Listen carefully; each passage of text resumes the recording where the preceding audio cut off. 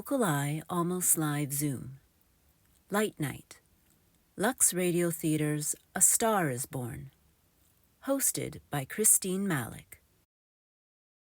Again, hello. Welcome to VocalEye. It's Wednesday, April 22nd, 2026, and I'm Christine Malec, guest hosting as Amy is away at the CCB AGM. There's a bunch of acronyms for you. Tonight is Almost Live episode 214. Impressive. Featuring the Lux radio adaptation of A Star is Born. In case you don't know, Lux is a soap. And maybe I believe that's where soap opera came from. They used to sponsor a lot of radio dramas. This is the 1942 version starring Judy Garland and Walter Pidgeon. It's a light night, so no special guest, except me, of course, as I will host a short discussion after the listening party. A Star is Born tells the story of Esther Blodgett. Nice name. We'll talk about that later. A young woman from a small town who dreams of becoming a movie star in Hollywood. When she arrives, she struggles to break into the industry until she meets Norman Maine, a famous but fading actor battling alcoholism. Recognizing her talent, Norman helps Esther get her big break, and she quickly rises to stardom under a new name. Surprise, surprise. As Esther's career ascends, Norman's declines. His addiction worsens, leading to professional ruin and public embarrassment. Despite Esther's deep love and loyalty, Norman chooses to remove himself from her life, believing it will protect her future. While we listen, think about how you feel during the story and what it says about love and fame. A Star is Born is about 1 hour long, and when we're done, I have a few ideas we can engage with. Rick, when you're ready, let her rip, let her roll. Lux presents Hollywood.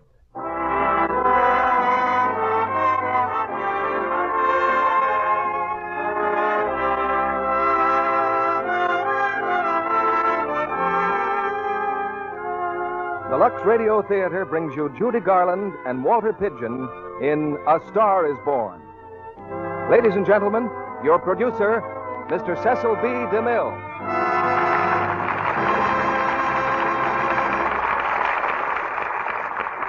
Greetings from Hollywood, ladies and gentlemen.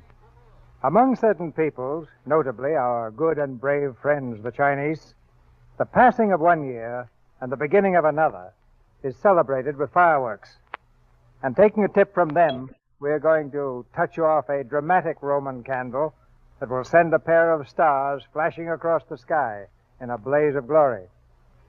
The stars are Walter Pidgeon and Judy Garland, and the play is adapted from David O. Selznick's great motion picture, A Star is Born. Walter is starring now for Metro-Goldwyn-Mayer in White Cargo, and Judy comes to us from the cast of Presenting Lily Mars. It wasn't so very long ago that Judy's own star first appeared in the Hollywood sky. And tonight in A Star is Born, she plays the part of a small-town girl who rises to screen fame. I think myself that this is one of the best dramas of Hollywood that Hollywood has ever produced. But you'll decide that for us when you hear it. You know, there's a time of year for everything. And this is the time of year for making good resolutions. I have one to suggest now for some of the ladies in this audience. Not all of them, or even a very large number, but just a few. The few who have never tried Lux Flakes. As I understand it, running a home is not an easy job at best. It certainly isn't going to be any simpler during 1943. And if you expect to make a lot of things last out the year, now is the time to begin taking care of them with Lux Flakes. That's one New Year's resolution you'll be glad to keep. Now our stars are on stage and the curtain rises for A Star is Born, with Judy Garland as Esther Blodgett and Walter Pidgeon as Norman Maine. You're not an actress, Esther Blodgett.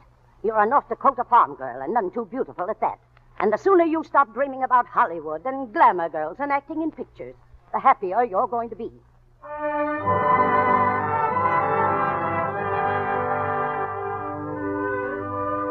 It's late at night. In the bedroom of a North Dakota farmhouse, Esther Blodgett is still awake. She lies across the bed, sobbing softly into the pillow. Hearing again in her mind the words of her aunt, the door is opened quietly, and an old woman in a flannel wrapper comes softly into the moonlit room. Esther, Yes. Who is it? it's me, Granny. I thought you'd still be awake. Yes, Granny. Stop crying. That won't do any good. I'm crying because Aunt Mattie and Alec and everyone else in this family makes me so mad. Aunt Mattie, Alec, fiddlesticks. They're not important. You're the one who counts. I could be an actress, Granny. I could be. And I'd go to Hollywood, too, if I had the chance. But they just laugh at me because I want to make something out of myself. They think it's funny. Esther, everyone in this world who ever dreamed about better things was laughed at. Don't you know that? I suppose so, but But there's a difference between dreaming and doing. You modern girls give me a pain. Why, when I wanted something better, I came across these plains in a prairie schooner with your grandfather. We burned in summer and froze in winter. We used our guns when we needed food, and then fought the Indians to keep it. But we kept on going, and we didn't complain, because we were doing what we wanted to do. Can you understand that? yes. Yes, I can, Granny. Could you do it? Could you do it even when your heart broke? Because for every dream that you make come true, you pay the price in heartbreak. I'm not afraid, Granny. I'm not. All right, then. Here. Take this money and go to your Hollywood. Oh, no, I can't take your money, Granny. It's your savings. I haven't got anything to save up for, except my funeral. And now I don't believe I'm ever going to die. Oh, Granny, how can I ever thank you? By promising me that you'll never tell anybody where you got that money. I promise. If you ever do, I'll have you arrested for robbing me. Oh, Granny. Granny, darling.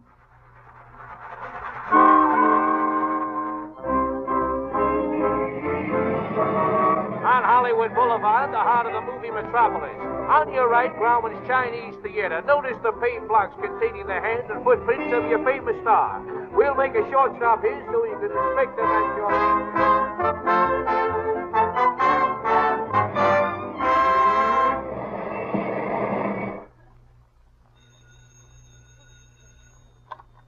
Hello. Oleander Arms Apartments.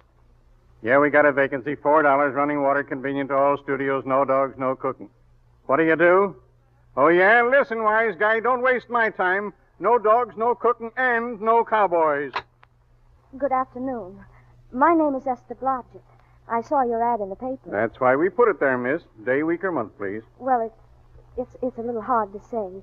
You see, I'm going in the movie. Oh, well, take it for a week. It'll break the jump to Beverly Hills. Sign right here. Are all the studios really near here? All except Gaumont British. I suppose the best way to get a job is to go straight to the studios, isn't it?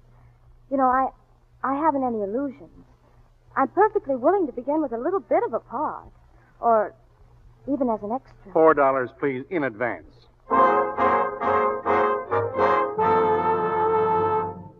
I beg your pardon. This is the central casting office, isn't it? Yes? Well, I'd like to register for extra work, please. To register? How long have you been in Hollywood? Well, it's nearly a month now. Well, you know, we have 12,416 extras registered with us now. That's 16 times as many as we can use each working day. We haven't put anyone on our register in over 2 years. Oh, I see. Come over here. I want to show you something.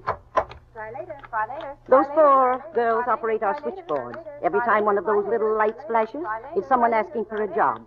And every time a girl says try later, it means there isn't any job. We can't keep girls at the switchboard long. They go crazy. And every one of those little lights thought it was going to be a star. Do you still want to go into the movies? You know what your chances are? 1 in 100,000. I know, but maybe I'm that one.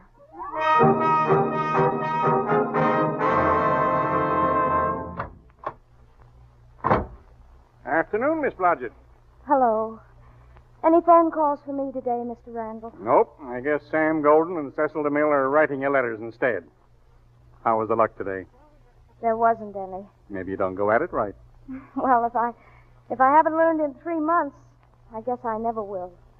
But I'm not giving up. Esther. Hey, Esther. Hello, Danny. Hello, McGuire. How's the big assistant director, and how's about some rent? Never mind that now. Listen, Esther, I got to speak to you right away. Come in the parlor. I'd still like a small payment on that rent. Danny, what's the matter? Look, remember when you first came here, I said I'd keep my eye out for a job for you? Well, believe it or not, I got one. Danny. Oh, that's wonderful. When do I go to the studio? Well, you don't exactly go to a studio. Oh, it's on location. Well, no, it isn't really a movie job at all. It's to be a waitress. Oh, Well, it is a kind of a movie job in a way, if you look at it right. you said it was a waitress. Sure, but it's waitressing for Oliver Niles, the head of our studio. He's throwing a party tonight. Be a lot of big people there. I'll bet there'll be 10 directors anyhow. And if you're there, maybe they'll notice you. Sure. I could make them notice me. Sure you could. Look, stick your hair down over your face. Make like Veronica Lake. Oh, no, I'd rather not. You see, I don't want people to say, there goes Veronica Lake. I want them to say, there goes Esther Blodgett. Yeah, but how can they say it if they don't know your name? Well, that's up to me. I'll make them ask my name.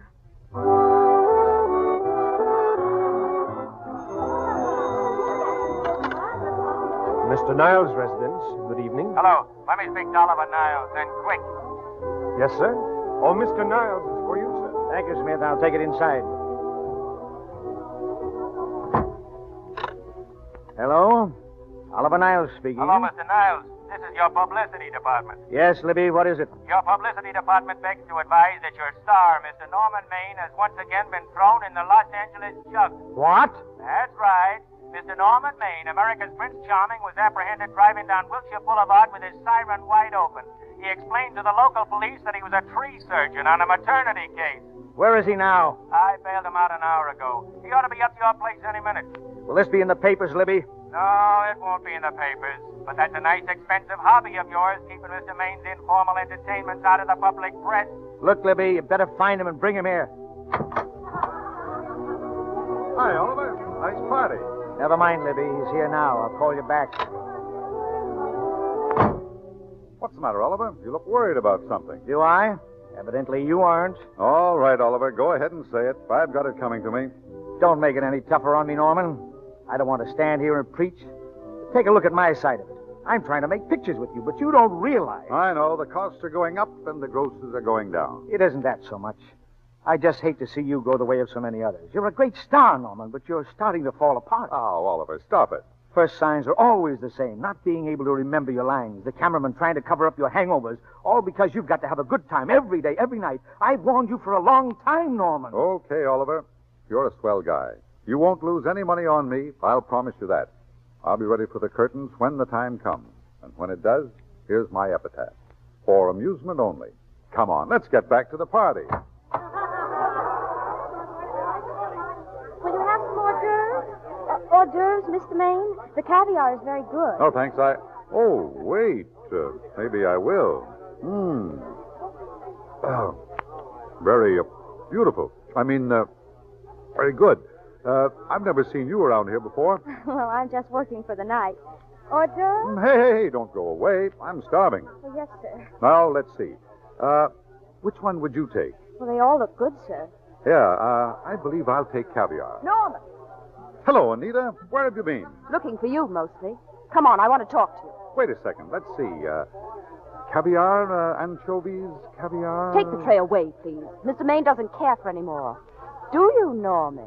No, Normie doesn't care for any more.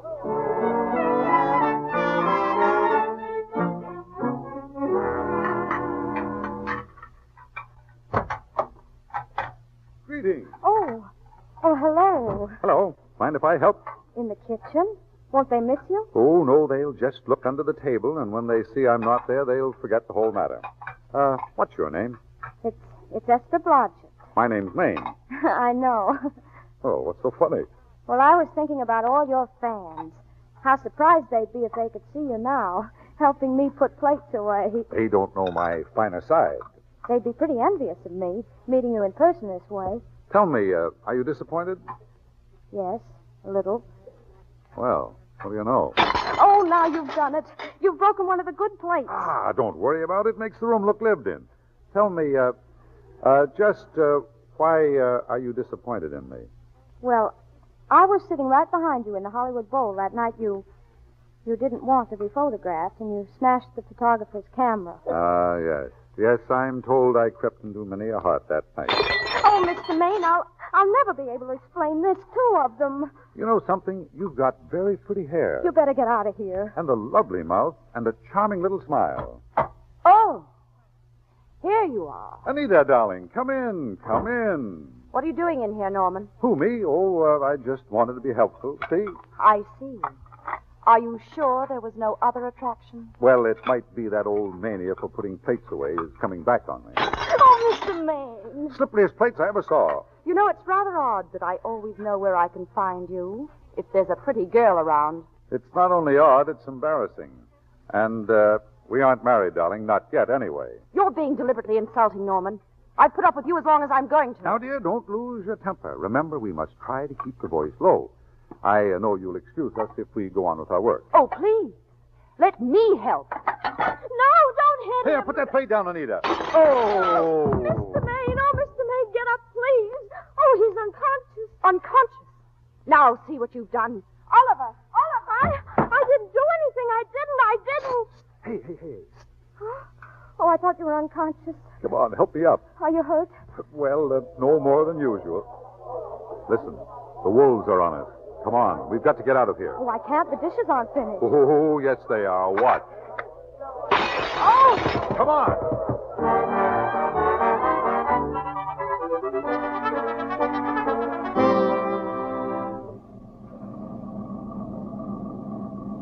That's my house, Mr. Maine. The one with the oleander bush. Oleander bush? Right. Well... Wait. I bet I know what you're going to say. What? Good night.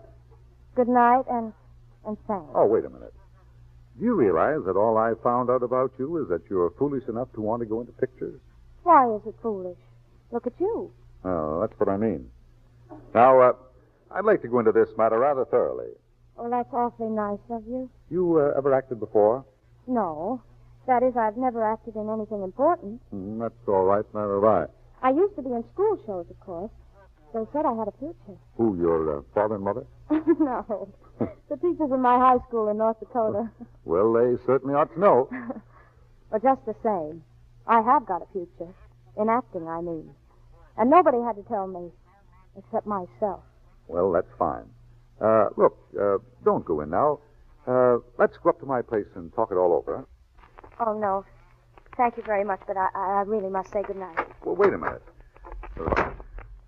Will I see?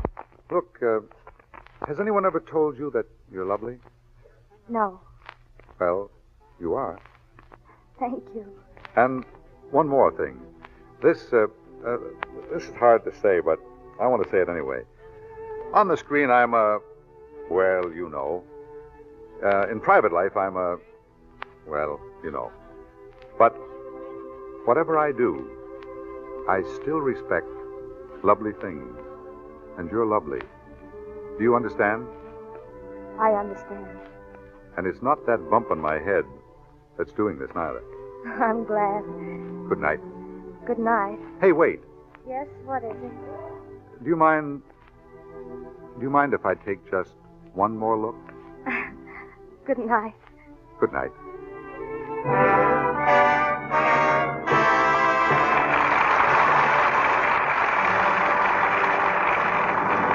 Walter Pidgeon and Judy Garland will return for Act Two of A Star is Born in just a moment. When you join hands on New Year's Eve and bow out the old year to the tune of Auld Lang Syne, will some such thought as this run through your mind? Oh, dear. I didn't realize my hands looked so bad. I really ought to do something about them. Doing something about them is really very easy. Much easier than many of you think. For you can get rid of that rough dishpan look while you're washing dishes. You don't have to buy expensive creams or lotions. All you have to do is to change from the strong soap that's causing the trouble to gentle Lux Flakes. Careful tests have proved that this is true. In these tests, many women whose hands were red and rough from strong dishwashing soaps changed to gentle Lux. Their hands improved in from 2 to 7 days, and soon they were soft and smooth and lovely again. These women used no creams and lotions on their hands. They just changed to Lux. You can make that change for less than a penny a day. Yes, that's all it costs to change dishpan hands to soft, smooth Lux hands. So tomorrow and the next day and throughout the new year, keep a big box of Lux Flakes on hand in your kitchen to save your hands. Now, our producer, Mr. DeMille. Act 2 of A Star is Born, starring Walter Pidgeon as Norman Maine and Judy Garland as Esther Blodgett.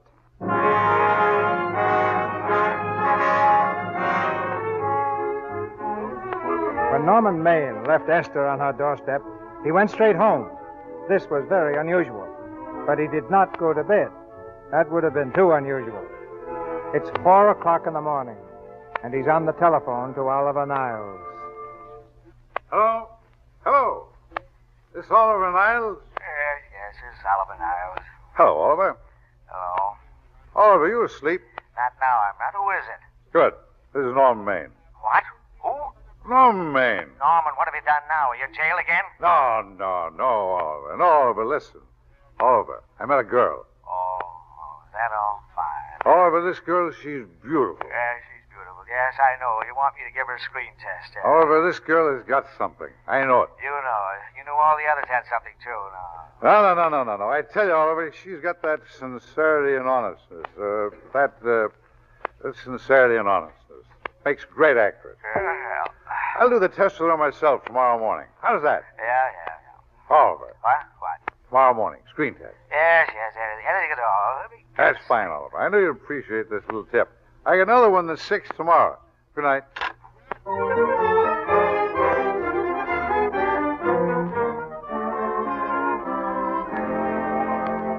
All I know is some guy wants to speak to you. He's on the phone now. Hello? Hello? 4 o'clock in the morning. Fine time to call her. Hello? There doesn't seem to be anybody there. Well, all I know is some Hello? Hello, who's this? Oh, hello. This is Norman Maine. Yes? Hi, Esther. How are you? Well, I'm all right, but... Listen, it's all fixed. What? It's all fixed. I'll fix it tonight. You fixed what? Didn't I tell you? Screen test. What did you say? Screen test. Tomorrow morning, 9 o'clock. Bye. Oh, but wait. Oh. What's the matter? No. Bad news? Oh, no, it's just that I'm going to get up tomorrow morning. They're going to... Oh.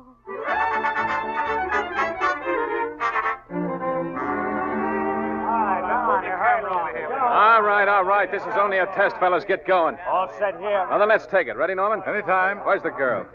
I'm right here, Mr. All right, let's go. Right over there, Miss...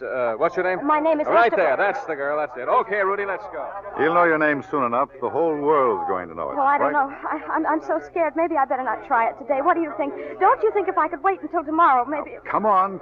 It's only a test. Only? Well, they all had to go through this. Hedy Lamarr, Barbara Stanwyck, Myrna Loy, and now Esther Blodgett. All right, I'm ready. That's it. Quiet. Rolling. Give that long speech plenty of punch. Here? I'll try to. Test. Esther Blodgett. 42816.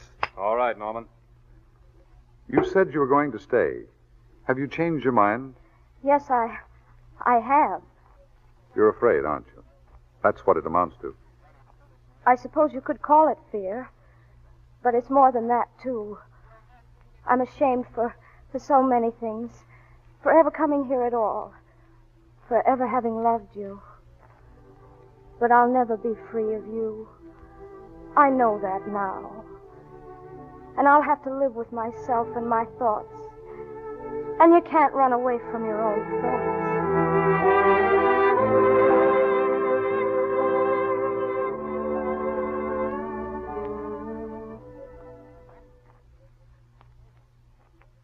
Sign right there, Miss Blodgett. Here, Mr. Niles? That's it. Thank you. Oh, thank you, Mr. Niles. I'm so glad you like the screen test. I may as well tell you that my whole organization thinks I've gone a little nuts to sign you, even at this figure. Maybe they're right. I hope they aren't. We won't know either way for a while, will we? You look like a nice girl. I think I'm going to like you. But that's not important. I think the public will like you. That is important. I know it is. We're going to change your name, of course. Esther Blodgett is, well, it's Esther Blodgett. You understand? Mm-hmm. From now on, your name is Lester. Vicky Lester. Vicky Lester. Vicky Lester. Oh, it's beautiful. We'll change your hair a little, too. You'll have to learn to walk all over again. Will I? And for heaven's sake, learn to close your mouth and keep it closed even in your love scenes. Yes, sir.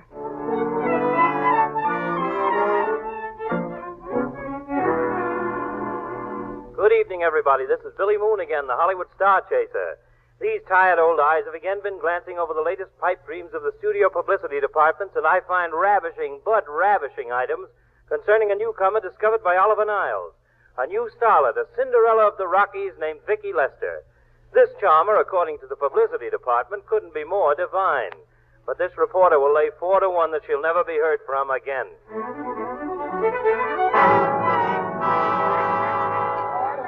Why, listen, you dress people. We're shooting on the set this morning, not in the commissary. Shake it up. Shake it up. Morning, Mabel. Good morning, Mr. Maine. What'll it be this morning? The usual, Mabel. Orange juice and bicarbonate of soda. Make it 2 bicarbs. It was a very successful party last night. Acme Trucking Company. No, Mr. Smith is not in. Hello, Acme Trucking Company. Mr. Smith is not in. What goes on over there? Vicky Lester. She's rehearsing again. Bring that stuff over to her table, will you? Acme Trucking Company. Mr. Smith is not in. Acme. No, Smith ain't in. Acme Trucking Company. I'd like to speak to Mr. Smith. Oh, Mr. Smith isn't in. Oh, Norman. What's this between you and Smith, anyway? Well, I've got a part.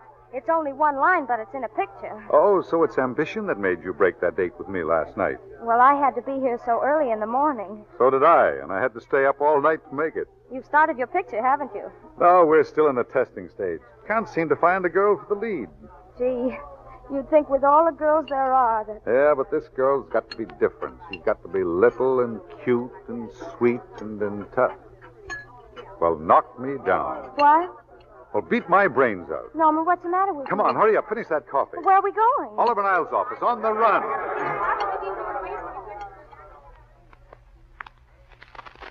Oliver, it's the only thing to do. You've gone through the whole casting directory, haven't you? But look, I'll Norman. work day and night, Mr. Niles. I'll give it everything I've got. And I'll work with her, Oliver. I can be mean or nasty or anything you want, Mr. Niles. If she clicks, Oliver, you've got a star overnight. Well, what do you say? Okay, she's in. Esther. Oh. Esther. Esther. Wake up. Esther. And little Vicky Lester has made good. Vicky Lester is a new star, just as I predicted on this program some time ago. Just how good she is was known early this evening after the preview of her first picture, in which she plays a featured role opposite Norman Maine. Norman may be starred, but he's decidedly not the main attraction. Hi, you're great, Vicky. Vicky, you sure was swell. Oh, I'm so happy for you. Thank you. Thank you very much. Thank you. Would you like to sit down, Esther? I can't dance with you taking all these bows. Oh, Norman, it's all so wonderful. I'll never forget this night. Let's go outside for a minute. It'll be cooler out there. All right. Lovely, darling. Lovely. Thank you.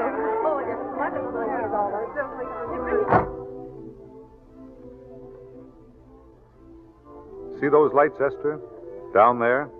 That's Hollywood. It's wonderful, isn't it? A crazy quilt. No. It's a carpet spread for you. It's yours from now on, you know. It's come, Esther. A star has been born. You'll have everything in the world you want. And I hope to make you happy. Hasn't it you? There's one thing I never had.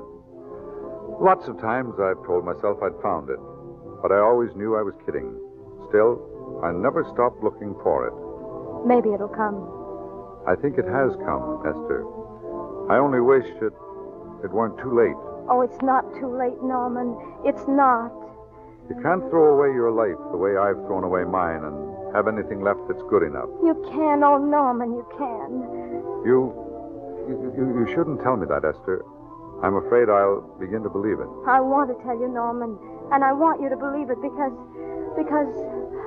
I love you too, Norman.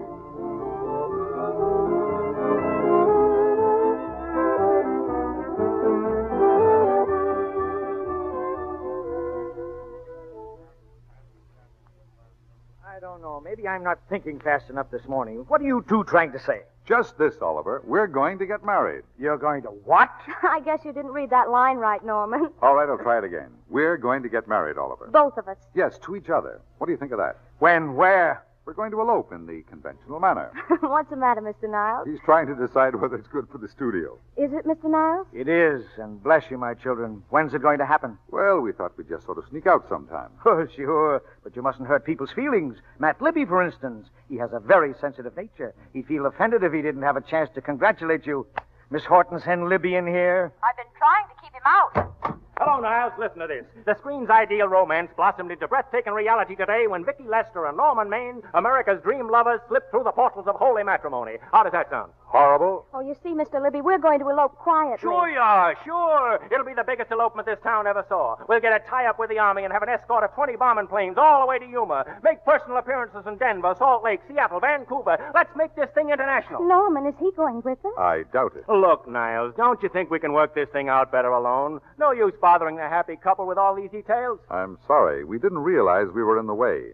While you're settling the details, you don't mind if I go out and buy this lady a ring, do you? Sure, go ahead. We want everything legal. Come on, honey. See you later, Oliver. Yeah, now there's a charming match for you. Nice girl like Vicky and public nuisance number one. Norman's all right, Libby. If you pardon my pointing, Vicky's business is her own. Doesn't require any comments. I didn't comment. I just said it's a dirty shame. Just go ahead and plan the elopement. That's all that's required. Hey, what's the matter? You sore or something about this elopement? No, I'm not sore. Go on, Libby. Beat it. I'm busy. Here's the Hollywood question mark for this week, folks. What famous star, since his marriage to another famous star, has turned over a brand new leaf and is now taking a non-alcoholic honeymoon? But why do his friends think his bride came about 6 pictures too late as far as the public is concerned? Because the star's last 6 pictures have been what is politely known as turkeys, box office flop-holas. Yes, sir, folks, it was a gay career and a short one.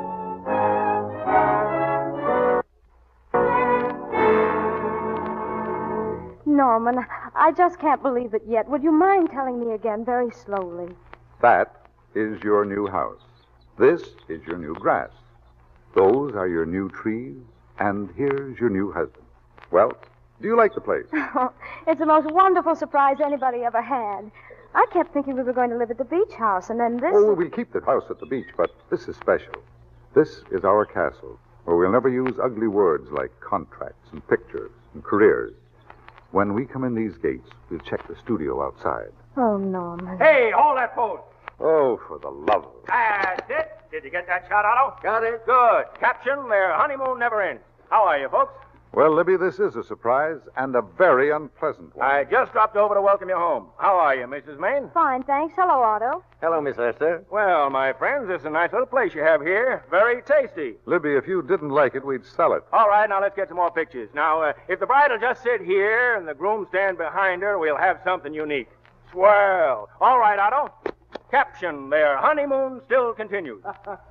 Hello there. Ah, the producer. Their honeymoon ceases abruptly. Hello, Oliver. Hello, Norman. Glad you're back. How are you, Esther? Hello, Oliver. Am I interrupting? Yes, but Libby beat you to it. Well, we just want a couple more. Now, that's enough of both of them, Otto. What the papers are asking for is exclusives of Miss Lester alone. Oh, I see. Come on, Oliver. Let's you and I get exclusive. Sure. Stay for dinner, Oliver. Thanks, I will. All right now, Miss Lester. Let's have one with a smile. That's it. Well, Oliver, what's on your mind? How's the dividend situation? Very pleasant. I think we'll show $2 million on the next quarter. Ooh, that was a smart move of mine to sell my stock then, wasn't it?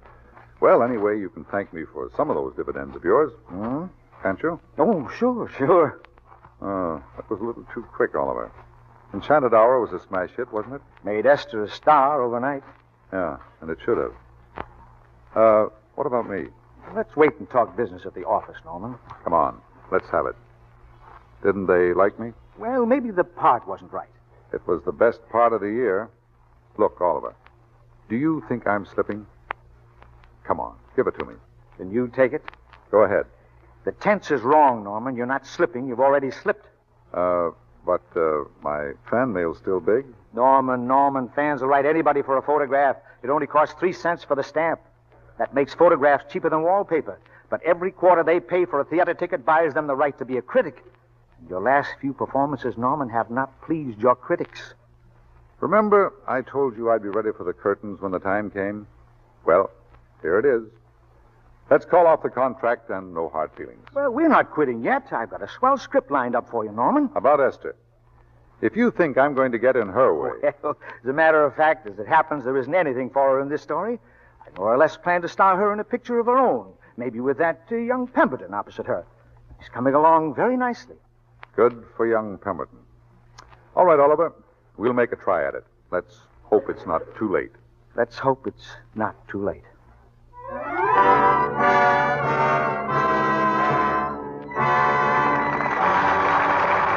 Pause now for station identification. This is the Columbia Broadcasting System.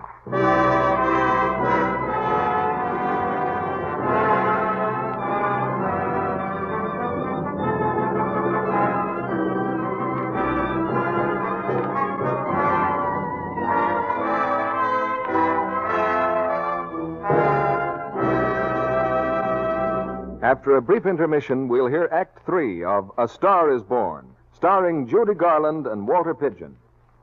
Now, when you try out a new thing, naturally, you want to find out everything you can about it.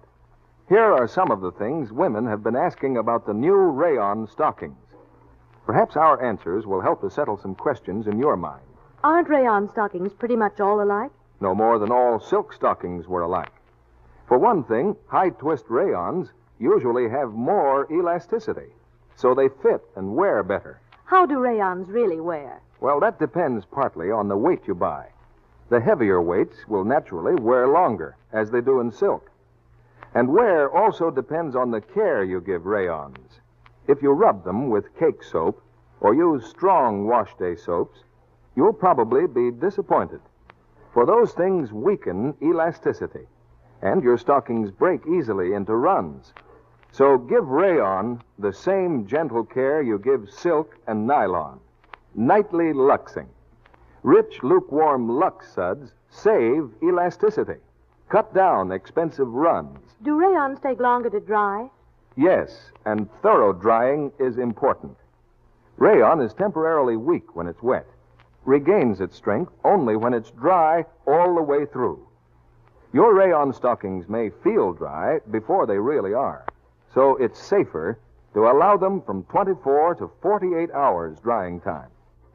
To sum up, Lux Care means longer wear for rayons just as it does for silk and nylon. So stick to gentle Lux.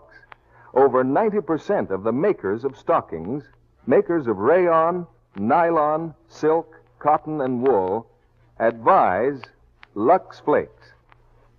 Now, Mr. DeMille returns to the microphone. You might like to know what New Year's resolutions our stars have made. I'll ask them about it right after the play. But now here's Act 3 of A Star is Born, with Judy Garland and Walter Pidgeon.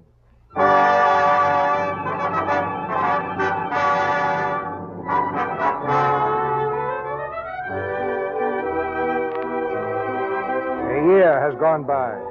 A year during which Esther rose steadily to stardom, and Norman dropped just as steadily into oblivion.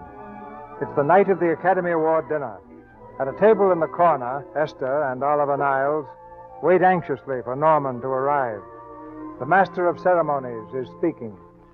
We have already applauded with our hearts as well as our hands. While awards have been given to those gentlemen who, during I the wish past Norman year, would come. have Do rendered you think the most anything's happened distinguished to him? service Of course to the not. motion picture He's industry. probably been held up in Now traffic, we pay that's honor all. to the ladies, or You rather, just think about to that one Oscar lady. you're going to get. We present to her the Academy Award for the finest performance of the year. The unforgettable Anna in Dream Without End, Miss Dickie Lester. Go on, Esther.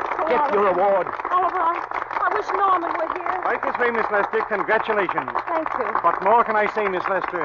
This statuette says it for all of us.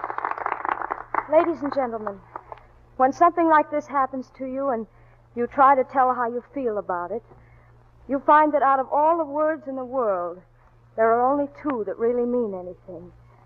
Thank you. All I can do is to say them to you from my heart.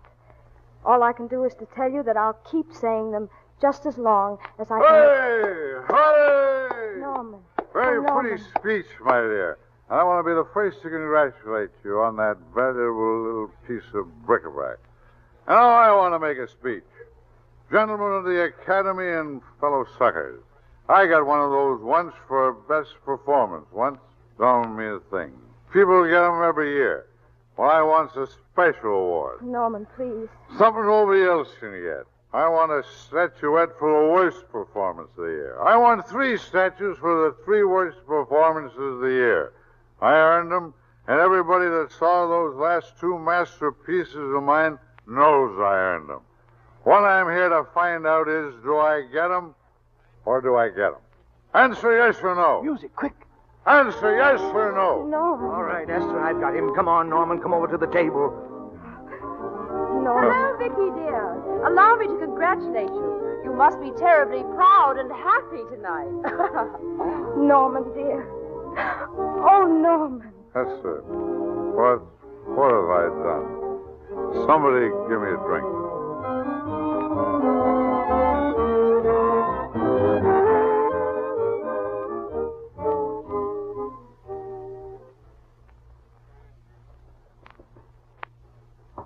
Who is it? Oliver Niles calling. Oh, Oliver, come in. How are you, Esther? Oh, Oliver, I've missed you. Everybody's missed you. Sit down. Did you have a nice trip? Well, a 3-month tour over the theater circuit scarcely comes under the head of pleasure. But the way they're screaming for your pictures all across the country. Miss Lester, if I may talk shop, you are a knockout. Thank you. That's good to hear, Oliver.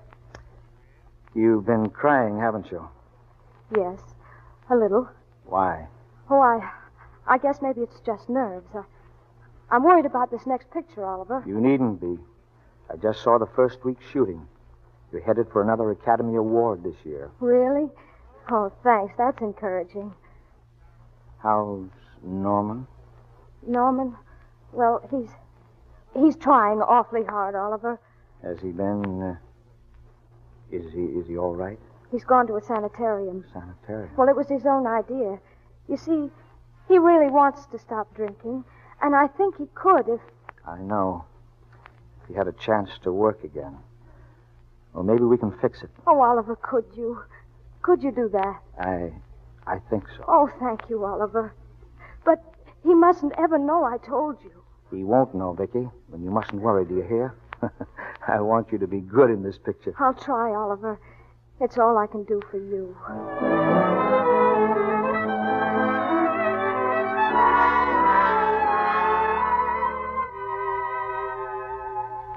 And one more for the books, folks. What star recently released from a sanitarium where he underwent a rest cure is now hanging around the Santa Anita racetrack while he gets into shape for a comeback? Your guess is as good as mine, and mine's no guess.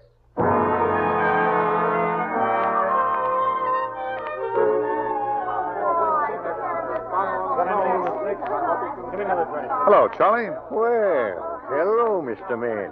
Haven't seen you in a long time. No, I've been resting. Ginger ale, please. Ginger ale and what? Ginger ale and ginger ale. Oh, new leaf, huh? A whole new book, Charlie. Pick it up, Charlie. Scotch and soda. Well, a stranger in our midst. Hello, Libby. Mr. America of yesteryear. Say, do they let you run around now without a keeper? Oh, I'm a trustee now. Good behavior, you know. But I didn't expect to find you at Santa Anita. What do they do with the actors when you're away? Oh, they cut 'em in slices and fry 'em with eggs. I suppose you'll be here all the time now that you're retired from the hurly-burly of the silver screen? Well, we're staying down at the beach house now, and it's pretty lonesome with Esther away working all day. I wouldn't squawk about that if I were you. It's nice somebody in the family's making a living. Go a little slow, will you, Libby? I don't want to forget we're friends. Friends, my eye. Listen, I got you out of your jams because it was my job, not because I was your friend. I don't like you. I never did like you.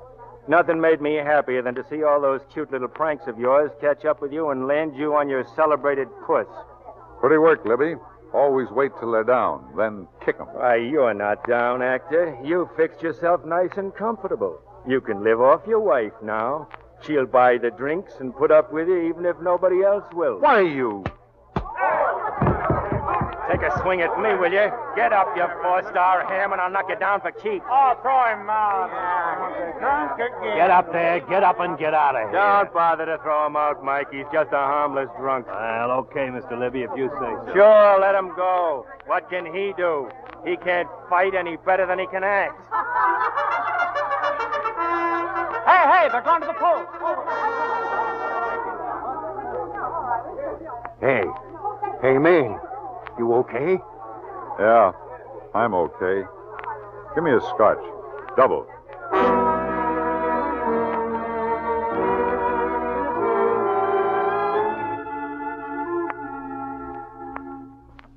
Vicky, please sit down. You're going to be sick carrying on like this. Why don't you try to get some sleep? He's been gone for 4 days.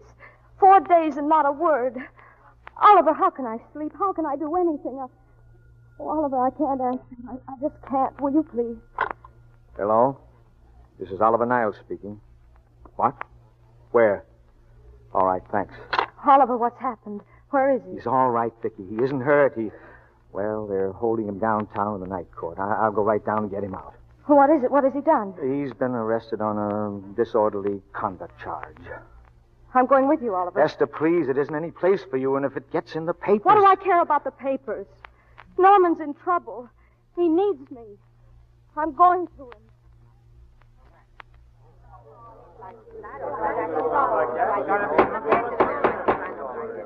Next case, Alfred Hendrickson, known as Norman Maine. Where is he? Yeah. Drunk and disorderly. Crashed car into tree. Resisted arrest and injured one of arresting officers. How do you plead? Guilty? Were you Norman Maine, the actor? Yes.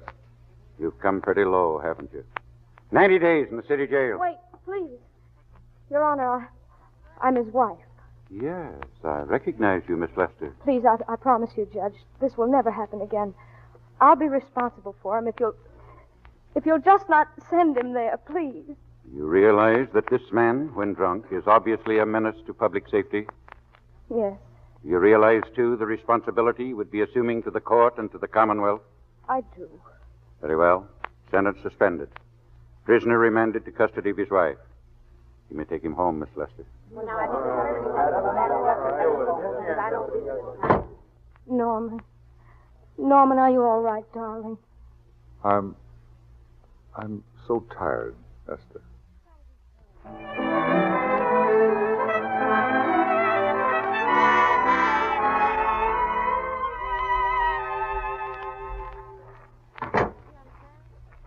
How is he, Esther? Talk low. He's still asleep in there. That's the best thing for him. Oh, it's awful to see this happen to someone you love. And you know in your heart that it can't get any better. Do you still love him, Esther, or do you feel sorry for him? It's so hard to tell where one leaves off and the other begins. I only know that all I can do now is stay with him and try to help him. So will I. Between us, we'll take care of him, won't we? You're very fond of him, aren't you, Oliver? I'm very fond of both of you. I know. That's why I know you'll understand what I have to tell you. And I think that after what happened last night, you might know what it is. I can't do any more pictures, Oliver. I'm going away. For good. With Norman. Can't do that. You're at the peak of your success. You've worked too hard to get there. Yes, I've worked hard, Oliver. And what difference would it have made if you and Norman hadn't worked harder to get me there? No one can help people to careers. You made your own career. It's your whole life, Esther. Yes. That's what's been wrong. Oh, I've thought it all out. Maybe if I hadn't been away from him so much, things might have been different. What happened last night might never have happened at all. But it's too late to think of that now. But maybe it's not too late to go away with him and start over again somewhere. It's your life you're giving up. Yes. So I can try to give Norman back his. Can you honestly tell me I'm wrong? No, I can't honestly tell you that. There won't be any more Vicky Lester, Oliver. Goodbye, Vicky Lester. You were a swell girl. And good luck, Mrs. Norman Maine. Goodbye, Oliver. And thank you for everything.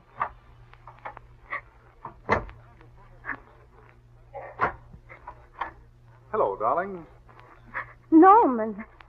This is your husband coming in to apologize again, dear. Norman, have you been out there long? Oliver Niles was here. Yes, I know. I thought he would be. You're looking very sad, darling. What other troubles have you got? None. I was just playing a little scene with myself. Now, look. I'm just coming out of the jitters, and you're just going into them. This is a swell household. Isn't it? I tell you what we'll do. I'll promise to brace up if you'll go on the wagon. Well, I guess I have been drinking too much. Do you know what I'm going to do? I'm going to be an athlete. Gee, you mean with great big muscles and everything? Roughly speaking, yes. You're going to join the YMCA? No. That costs too much. I'm going wading in the Pacific. Now? Sure. Oh, well, you won't go out too far, darling. Will you? A little water once in a while wouldn't hurt me anyway. Crazy. Well, if you don't mind, I'll be running along. Could you have a hot toddy? Some hot soup for me when I come back? Some hot soup. And I'll make the sandwiches. Oh, Norman, do you have to? Give me a kiss, darling. All right. Don't be long. I won't. Oh, darling. Yes? Do you mind if I take just one more look? Norman. So long, sweet.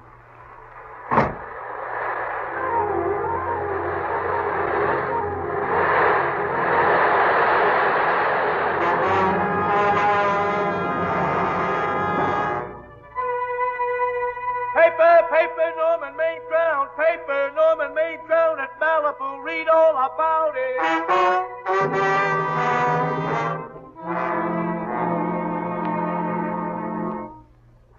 Will that be all, Miss Lester? Have you packed everything? Yes, ma'am. The bags, the trunks, everything. Then have the car brought around. Don't tell me I can't see her. I'm her grandmother. Esther. Granny. Oh, Granny, darling, I'm so glad to see you. What made you come? I know when I'm needed. Here, girl, get out, please. I want to talk to my granddaughter. Yes, ma'am. I got here as quickly as I could. Oh, but I was going home. I sent you a wire yesterday. Sit down. Is it true that you're going to quit the movies? I never want to hear of them again. What are you running away from, child? I'm not running away. It's just that I can't go on. My heart isn't in it anymore. Once I told you, if you get what you want, you might have to give your heart in exchange. And I said I was willing. Well, I was. I've proved it. I've given my heart, Granny. Yes, you made a bargain. And now you're whining over it. I wouldn't be very proud of myself if I were you. I'm not. It's just that I got so much more than I bargained for, Granny. More success, more fame, more happiness, and so much more unhappiness. It's all come so quickly, Granny. I've lived a whole lifetime in a few short years. And when Norman died, something died in me, too. My life is over, Granny. There's no reason for it now. And I can't go on any longer. I just can't. You've got to. Tragedy is the test of courage, Esther. I never knew Norman Maine. He was sweet to me in the letter he wrote when you were married. He said that you told him how much I meant to you. But I know how much you must have meant to him. And I can't believe that wherever he is, Esther, he is very proud, knowing that all that his love did for you was to make you a quitter. The car's ready, Miss Lester. You'll have to go now to make the train. Put the car back in the garage. We're going to stay.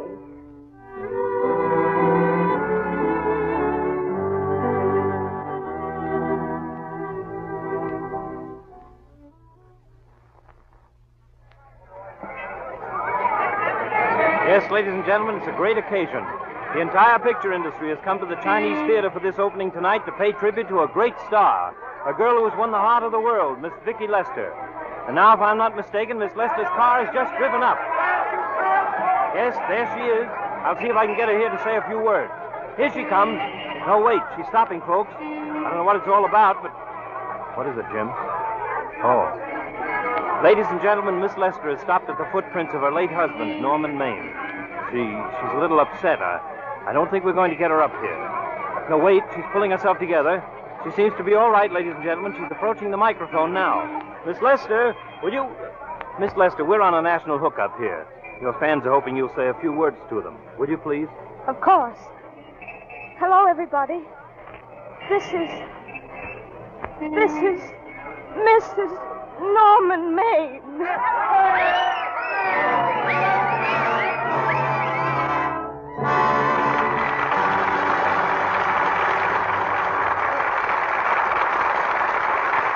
Before our stars return for their curtain call, here's an interesting thing I read about Hollywood the other day. More than 1,000 ways of saving vital materials are being used in movie making today.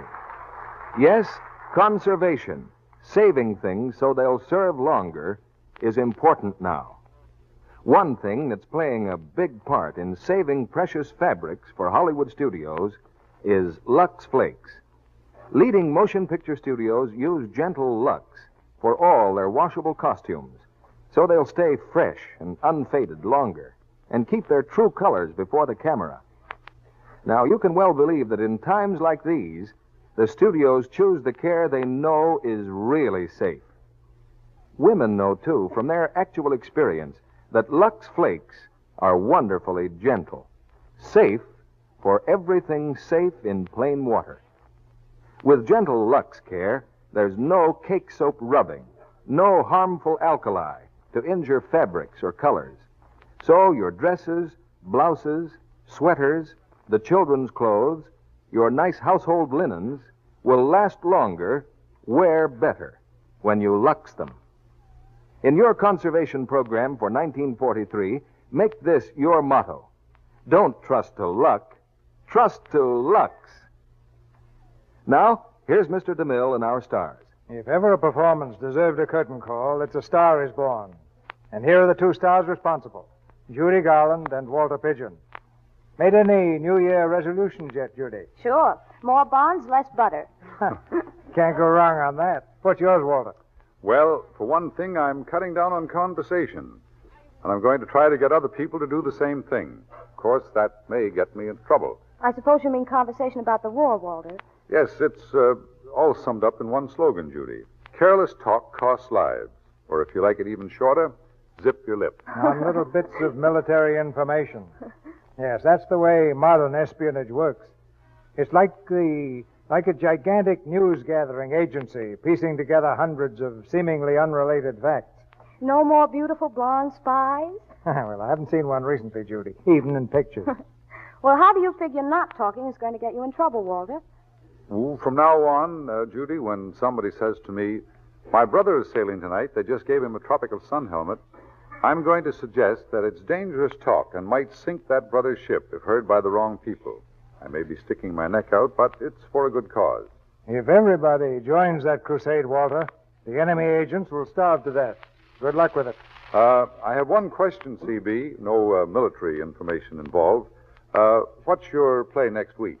Well, it's quite military, Walter, because next week our play is the Metro-Goldwyn-Mayer hit, The Bugle Sounds. Ah.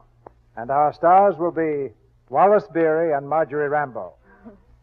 The Bugle Sounds is a story of a rugged old cavalry sergeant whose regiment is being mechanized.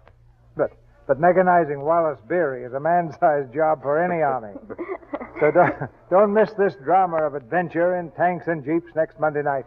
Well, with two swell players like Wally Beery and Marjorie Rambo, you're sure to have a great show, Mr. DeMille. Good night. Good night, CB. Good night. Good night. Star is Born with a blessed event for us.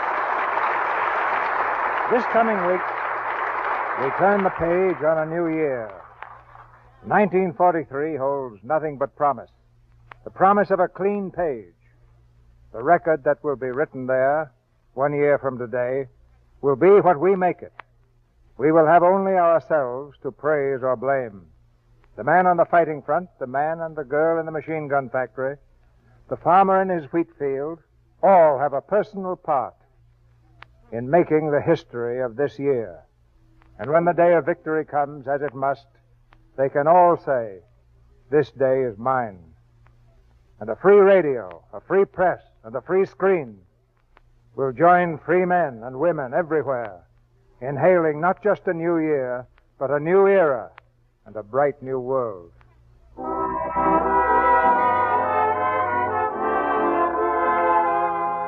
And now, for old time's sake and for new time's sake, our sponsors, the makers of Lux Flakes and Lux Toilet Soap, send their wishes of good fortune and a safe return home to the hundreds of their employees, both men and women, who are now in the armed services, and to all men and women in our country's service, wherever they may be. And our sponsors send their heartiest good wishes to each and every one of you. All here in the Lux Radio Theater, join me in echoing these hopes for a joyful and victorious new year. And we invite you to be with us again next Monday night when the Lux Radio Theater presents Wallace Beery and Marjorie Rambeau in The Bugle Sounds. This is Cecil B. DeMille saying good night to you from Hollywood.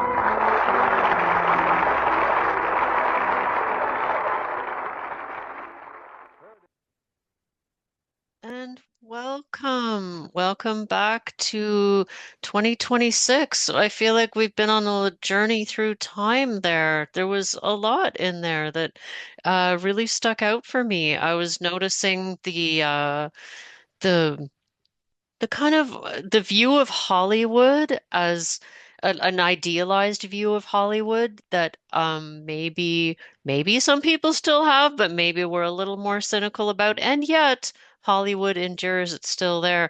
And I was noticing too I mean, you couldn't help it, the beginning and the end, the talk of them being in it's 1942, about to be 1943, and the real truths of being in a war. They were in World War II, and very serious stuff going on. So there was an interest for me. There was a paradox, like a strange sort of the story seemed kind of frivolous, and yet it's at a very serious time. And I enjoyed the ads, I have to say. There was some funny stuff in there. And I especially enjoyed the voice of Cecil B. DeMille, which to me evokes the Ten Commandments. I'm instantly doing right in the movie The Ten Commandments because that's a classic film for me. And at the beginning, he's sort of leaning in and all serious, talking about Moses and the scholarship about the Old Testament. So it was very entertaining for me to hear Cecil B. DeMille in there. And that story, it was, believe it or not, it consumed any iteration of that story before. I'd never seen a movie or heard a radio play or any version of that story before. So, and Judy Garland, for me, she's Dorothy from The Wizard of Oz because I'm just not steeped in old Hollywood movies. So when I hear her voice, that's what I'm imagining is Dorothy from The Wizard of Oz. But I would like to kind of throw it out to anyone who would like to chime in about their reactions to Cecil B. DeMille, or the play itself. And I understand there's the latest version of this is a movie, The Star is Born, with Lady Gaga in it. Apparently, it's on Netflix described. So if you want to speak, feel free to please raise your hand, and we will acknowledge you, or just feel free to speak out if you have any immediate reactions. Yeah, oh, we're hearing someone's voice over there, so just mindful of that. Yeah, not at all, not at all. Anyone want to chime in with an immediate reaction to the radio play? So, Rick here. We have a hand from Lori. Lori, please go ahead.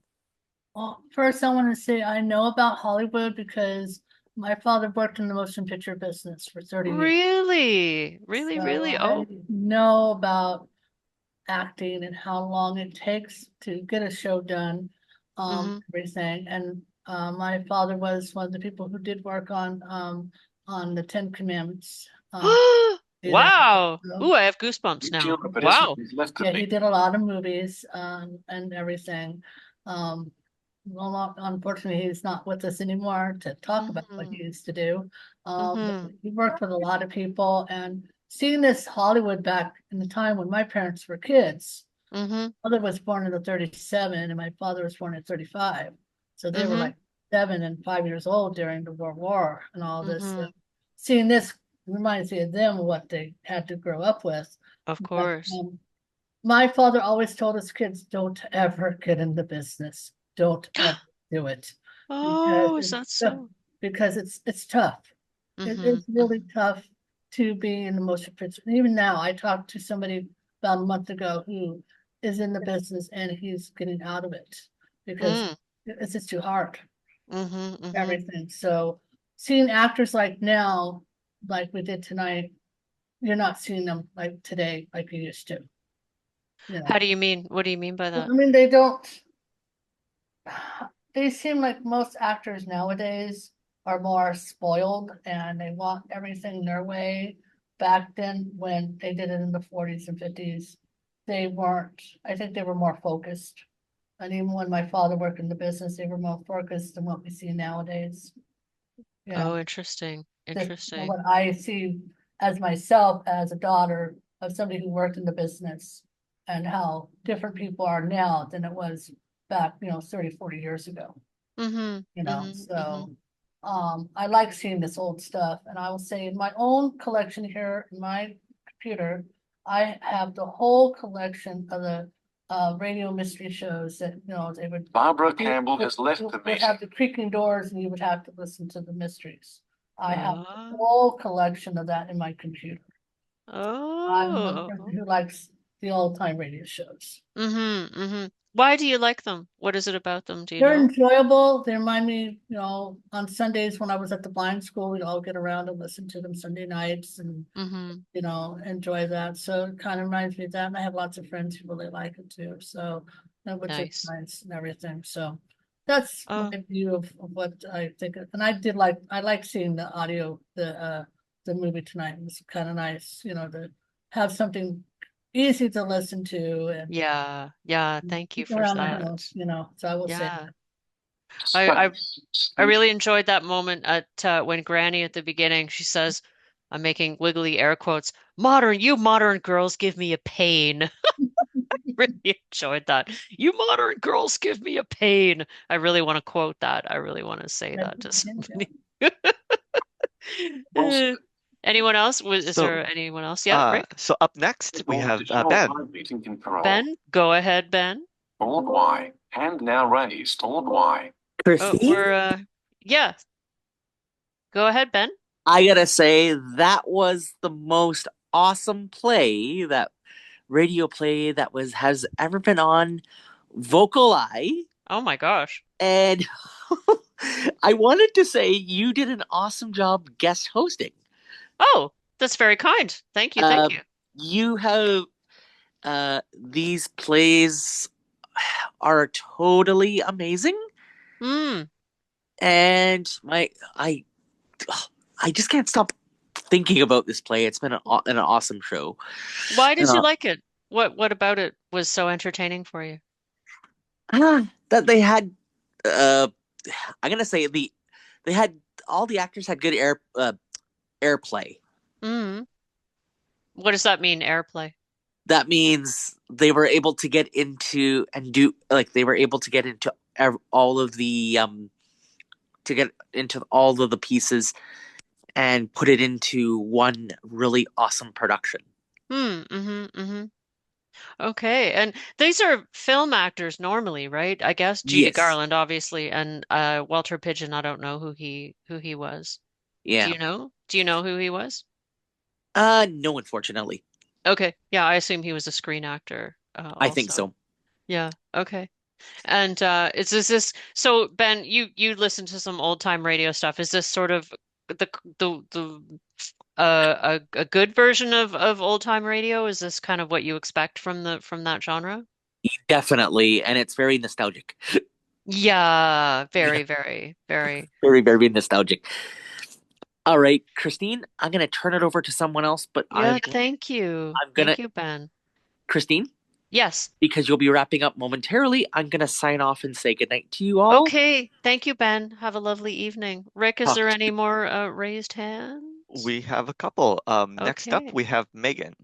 Megan, go ahead, please. That was awesome. Makes me want to go back to listen to the old time radio plays again. I really should start listening to it again. I mean, definitely miss that. I mean, honestly, I really want to go. But it kind of remind me of 1942. My grandpa, because he was born in 1915.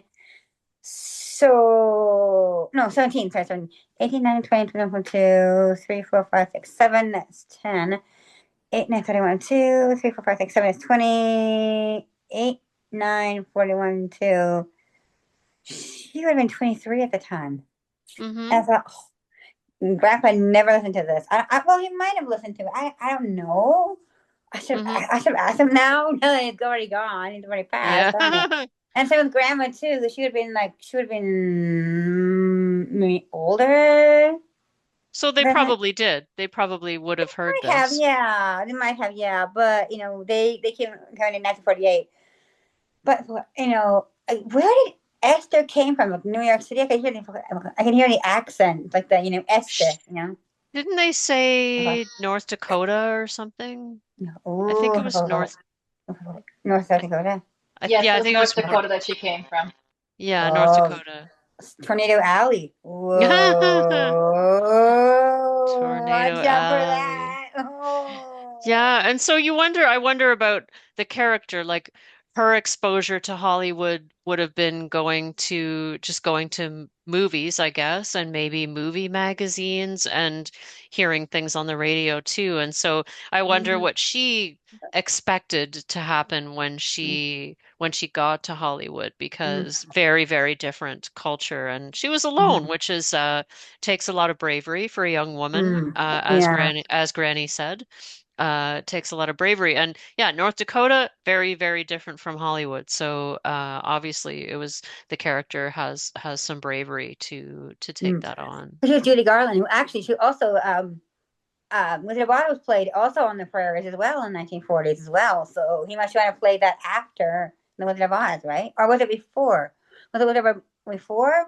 The Wizard of Oz was 39, I think. You mean the movie? Yeah. Oh, I need to check that out. I think it is 39. I mean, it is, yeah. So actually, that's very interesting, because in 1942, she's doing this radio play where she's clearly an adult, and maybe someone else knows this. It's seeming familiar to me now that when Judy Garland played Dorothy in The Wizard of Oz, she was quite a bit older. She was not a child. I believe that's true. He sounded younger. When he played Dorothy, she's like so. Younger. She has a very, I know, she had a very, especially, I noticed it as when, at the end, when they had them on stage, like when Cecil had the two actors on stage, and Judy Garland had this little girlish, little laugh that she had that was probably very characteristic for her. And it sort of fit a bit of a feminine, very, very feminine, very. Yeah, totally. Kind of ideal. Thank you, Megan. You're welcome. Is there another raised hand, Rick? Next up, we have Pamela. Pamela, go ahead. Sorry, my controls were delayed. There you go. Well, you heard little blur. Yeah. Oh, I'm echoing. Yeah. So since you asked questions, I had looked into it. For one, Judy Garland was born in 22, and she did Wizard of Oz. Premiered in 39, so she might have been recording at 16 or something. And this radio play was done in 22. Sorry, 42. Brain. Sorry. Thank you. Okay. So she was only 20? Only 20. Yeah.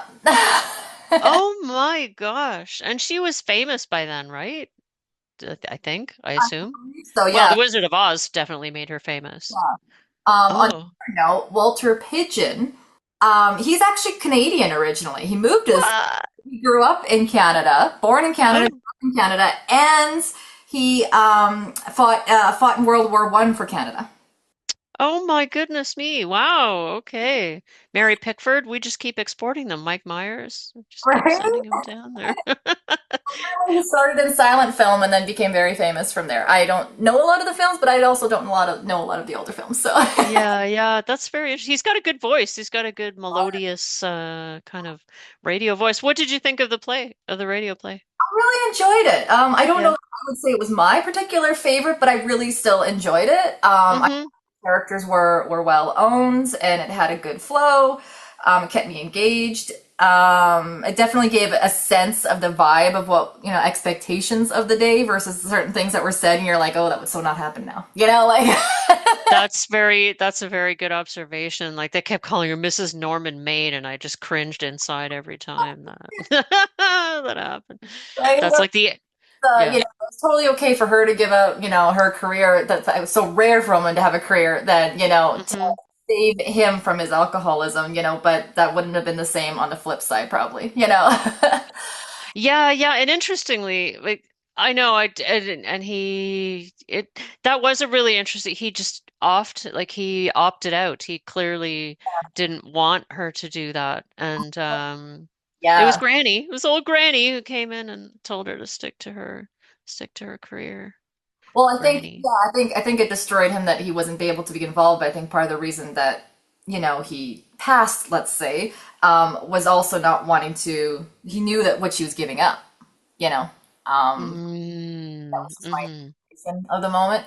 I will say that the I guess almost the irony of it, the sadness more so of doing this production and talking about, how toxic the style could have been then, because though there was a different work ethic, so to speak, they drove you into the ground then, and that was pretty much the reason Judy Garland passed as young as she did, was because getting her hooked on all the medications to keep her performing and going kind of thing.